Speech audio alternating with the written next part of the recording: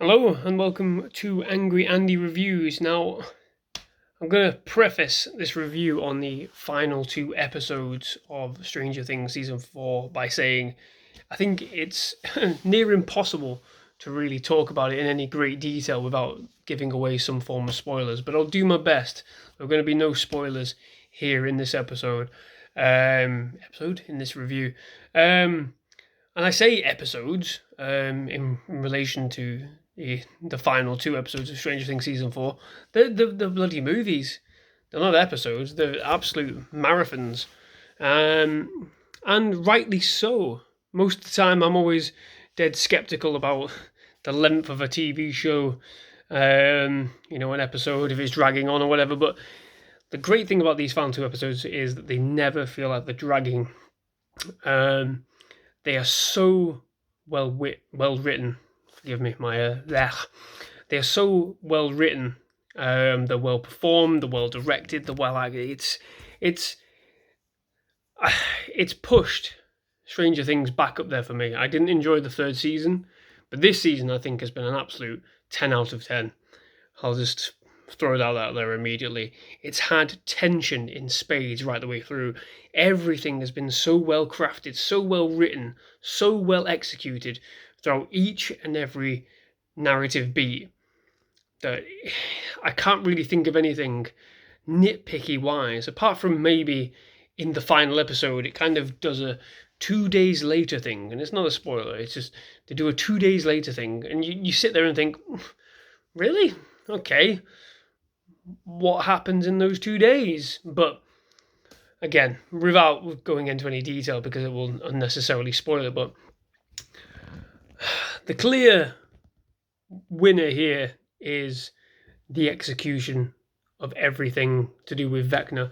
I think he is fundamentally one of the most compelling villains that the show's had so far. And yeah, okay, most of the other villains have been creatures without sort of any vocalization. That was maybe a problem, I think, with with a couple of elements, when we're dealing with Stranger Things villains.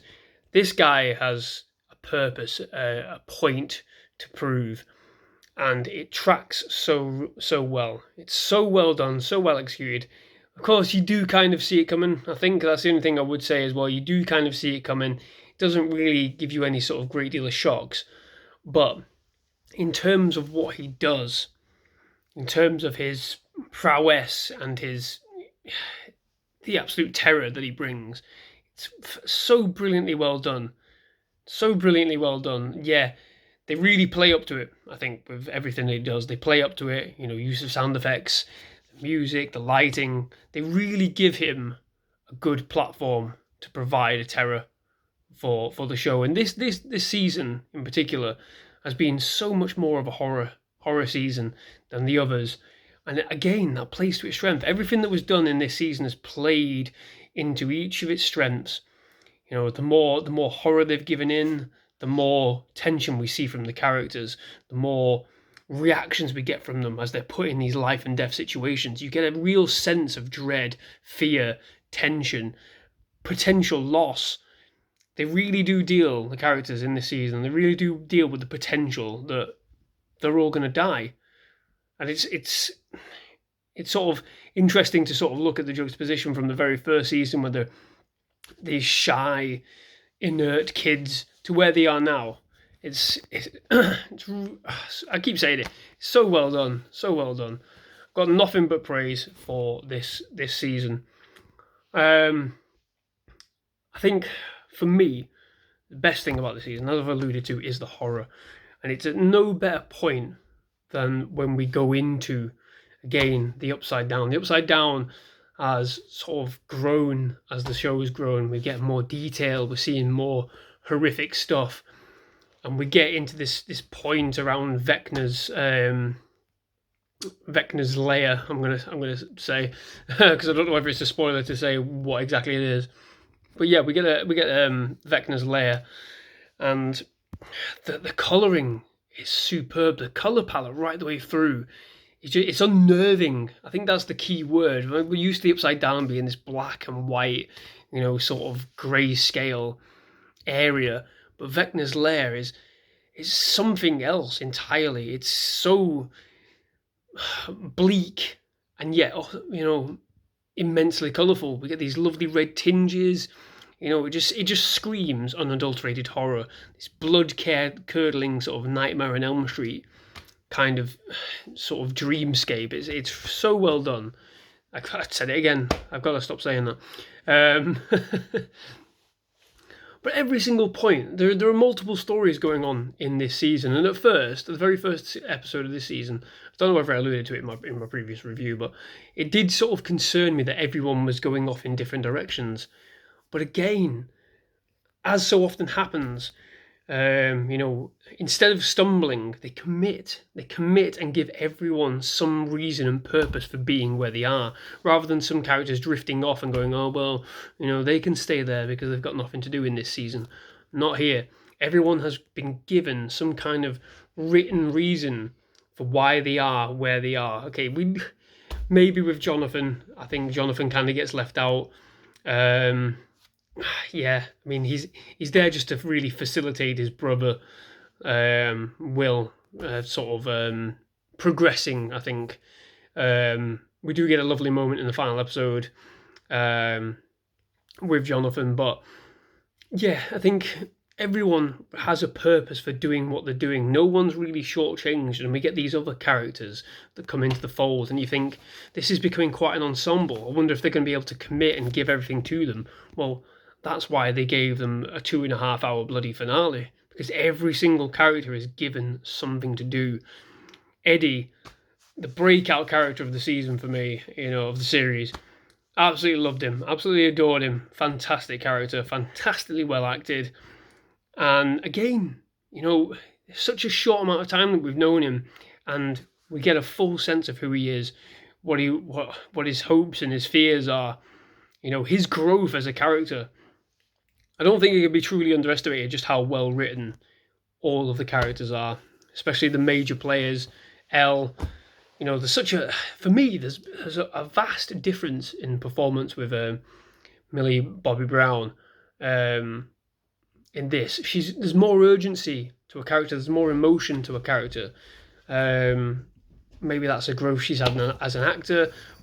Possibly it's more growth to do with the writing for her, giving her so much more to deal with.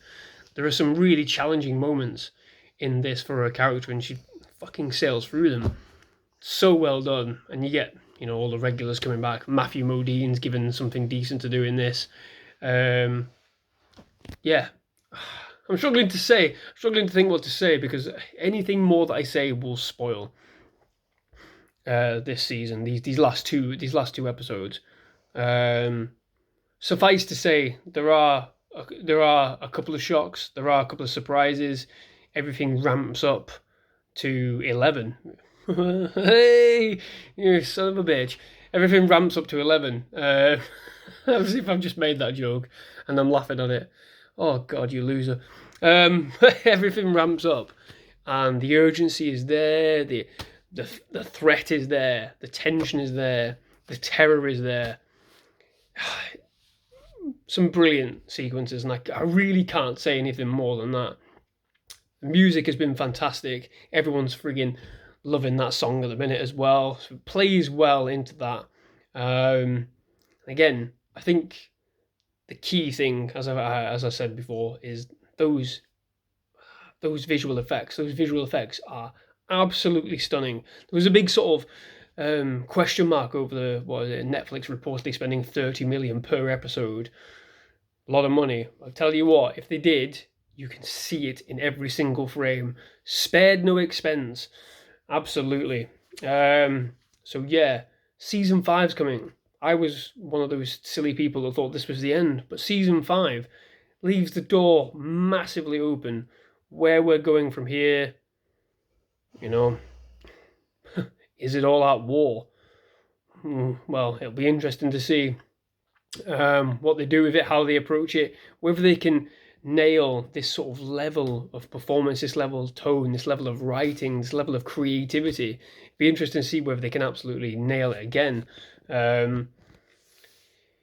I hope they do, because I'm invested. Like I said, I wasn't really too bothered coming into this after the back of season 3, which I didn't enjoy personally. But yeah, I'm right back in there. Just when I thought I was out, you pulled me back in. Yeah, superb. Um, so yeah, I'm not going to say any more. I'm going to leave it there. But this has been a 10 out of 10 season for me. Aside from a few little niggles and grites, this has been thoroughly enjoyable. The 2.5 hour finale, 2 hour 20 minutes, didn't feel like 2 hours and 20 minutes. Managed to smash it out in one night when we were planning to break it up into two, and we ended up not. We were just sailing through it. So yeah, bring on season 5. 10 out of 10. Probably one of the best individual seasons of a TV show that I've seen in a very long time. TV's been up and down for me. But there you go. 10 out of 10. Can't wait for season 5. Bye-bye.